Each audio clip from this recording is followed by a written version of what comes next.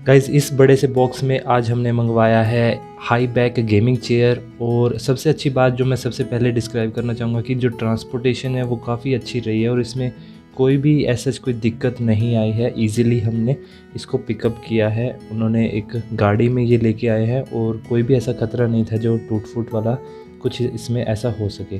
तो ये एक अच्छी चीज़ है। और जो असेंबली है वो इतनी मुश्किल नहीं है, इस वजह से मैं इसको फास्ट फॉरवर्ड करके आपको दिखा रहा हूँ। और जो मेन चीज़ है बस वो दो ही चीज़ हैं कि हमने जो हमारा व्हील बेस है उस पे हमें अपनी बॉडी को टिकाना है बस। बाकी जो दूसरी चेयर्स आती हैं उनमें ये बड़ी दिक्कत होती है कि सारा का सारा हमें खुद से असेंबल करना पड़ता है। इवन जो बैक है वो पूरी की पूरी जहाँ पे हम सिटिंग जो हमारी अरेंजमेंट होती है वहाँ से उसको अटैच करना पड़ता है। सारा कुछ उसमें खुद से असेंबल करना पड़ता है, हैंड रेस्ट सब कुछ, आर्म रेस्ट वगैरह सब कुछ हमें खुद असेंबल करना पड़ता है। बट इसमें ऐसा कुछ नहीं है, हमें डायरेक्टली बस अपनी बॉडी को उस पर व्हील बेस पे लगा देना है। तो ये एक काफ़ी अच्छी चीज़ थी, जिससे बॉक्स थोड़ा बड़ा हो गया बट हमारे लिए काफ़ी इजी टू यूज़ है।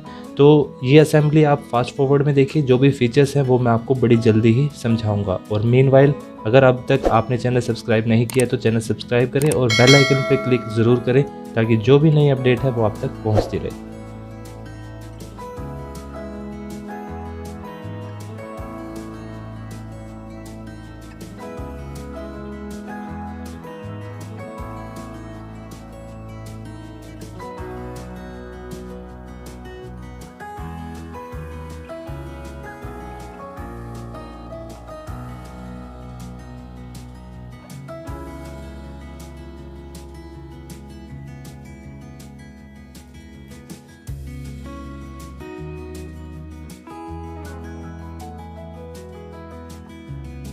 तो गाइज़ असेंबली तो हो चुकी है इसकी, तो अब हम इसके फ़ीचर्स देखते हैं कि क्या क्या फ़ीचर्स हैं और आपके लिए ये कैसा प्रोडक्ट रहेगा।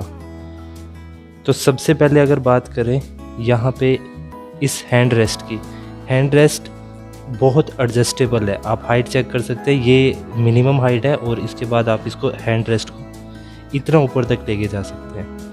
एक बार बैठ के भी चेक करेंगे कि कौन सी पोजीशन कंफर्टेबल रहेगी और ये हमारी हाइट के हिसाब से ही होगा कि जो पर्सन इस पे बैठ रहा है उसकी हाइट क्या रहेगी, उसके हिसाब से हम ये हैंड रेस्ट को एडजस्ट कर सकते हैं। तो ये तो हो गया हैंड रेस्ट की बात। उसके बाद आती है कि इसकी चेयर की हाइट क्या रहेगी।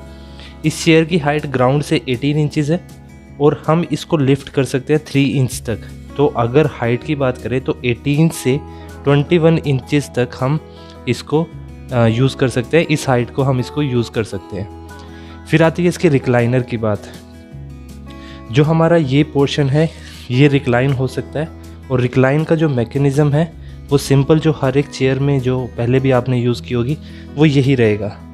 यहाँ से हम इसको लॉक और अनलॉक कर सकते हैं। अगर मैं इसको अंदर की तरफ ऐसे पुश करता हूँ तो ये लॉक है, यहाँ पे दिखाई भी दे रहा है आपको कि मैं अगर इसको अंदर की तरफ पुश कर रहा हूँ तो जो हमारा रिक्लाइनर है ये लॉक हो जाएगा, ये पीछे की तरफ मूव नहीं करेगा।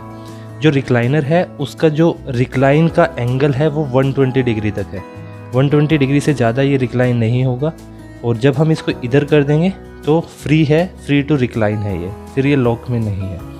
उसके बाद लिफ्ट कि हमने इसको ऊपर कैसे उठाना है उसके लिए भी यही पोर्शन यूज़ होगा, बट हमें इस बार इसको इस तरीके से करना है। तो जब हम ऐसे करेंगे तो ये ऊपर की तरफ जाएगा और बैठने के बाद जब हम इसको ऐसा करेंगे तो ये नीचे आएगा। तो ये सब कुछ हम एक बार बैठ के टेस्ट करते हैं। उसके बाद अगर यहाँ पे देखें कुशन दिए गए हैं, 2 कुशन हैं, काफ़ी सॉफ्ट कुशन है यहाँ पे, ये हमारे हेड के लिए और ये हमारी बैक के लिए, जो कि काफ़ी ज़्यादा रिक्वायरमेंट होती है जब हम पीसी पे लॉन्ग रन में काम कर रहे हैं, काफ़ी लंबे टाइम तक लगे हुए हैं पीसी पे, तो इन दोनों चीज़ों की काफ़ी ज़्यादा रिक्वायरमेंट है। दूसरा जो हमारा बैक है उस बैक की जो हाइट है वो प्रॉपर इतनी होनी चाहिए कि हमारा जो हेड है वो हेड प्रॉपर यहाँ तक टच हो। तो रेस्ट करने को जो टाइम मिलता है उस दौरान हेड प्रॉपर हमारा यहाँ पे रखा जाना चाहिए, क्योंकि वहाँ पे सबसे ज़्यादा प्रॉब्लम क्रिएट होती है, जैसे जो सर्वाइकल या माइग्रेन की जो प्रॉब्लम्स हैं वो सबसे ज़्यादा इसी चीज़ में क्रिएट होती हैं। और दूसरा जो हमारी लेग की प्रॉब्लम है वो है कि ये जो चीज़ है वो पूरा लेवल में होना चाहिए। कई बार जो चेयर्स हैं जो हम थोड़ी कम क्वालिटी की चेयर रखते हैं उनमें ये चीज़ इंक्लाइंड हो जाती है। जब ये इंक्लाइंड हो जाए और लेवल में ना रहे तो लेग पे या थाई पे प्रॉब्लम आ सकती है। तो दोनों चीज़ें हैं, तुम्हारा हेड, बैक और थाइज़। तो ये सब कुछ इसमें प्रॉपर एक शेप ऐसी दी है जिससे कोई दिक्कत होने वाली नहीं है। तो अब हम इसको बैठ के और एक बार सारे फंक्शन चेक करते हैं। तो अगर लिफ्ट की बात करें तो मैं जस्ट इसको पुश करता हूँ तो ये नीचे आएगा, और अगर मैं इसको ऊपर की तरफ करना चाहूँ तो मैं इसको एक बार और करूँगा और ये चीज़ ऊपर आ जाएगी। तो ये है लिफ्ट की बात।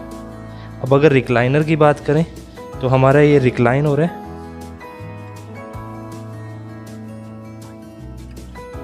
ये 120 डिग्री है।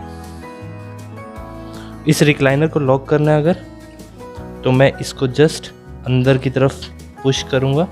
ये जो हमारा लीवर है, इस लीवर को जस्ट अंदर की तरफ पुश करूँगा तो अब ये रिक्लाइन नहीं हो रहा है। अब ये प्रॉपर सीधा यानी 90 डिग्री पे रहेगा। तो ये चीज़ अब 90 डिग्री पे है और ये लॉक है। अगर हमें रिक्लाइन करना है तो जस्ट इसको बाहर की तरफ पुश करना होगा, रिक्लाइन हो जाएगा। उसके बाद आता है हमारा ये हैंड रेस्ट। अब यहाँ पे अगर मेरी हाइट के हिसाब से देखें तो ये जो हैंड रेस्ट है ये सही जगह पे नहीं है। अब यहाँ पे मैं ऐसे तो नहीं बैठ सकता, तो मुझे इसको अगर सही से यहाँ पे करना है तो मैं इस हैंड रेस्ट को ऊपर की तरफ लेके आऊँगा, और ये मेरा सही पोजीशन है हैंड रेस्ट का। तो ये बहुत वैल्यूएबल चीज़ है।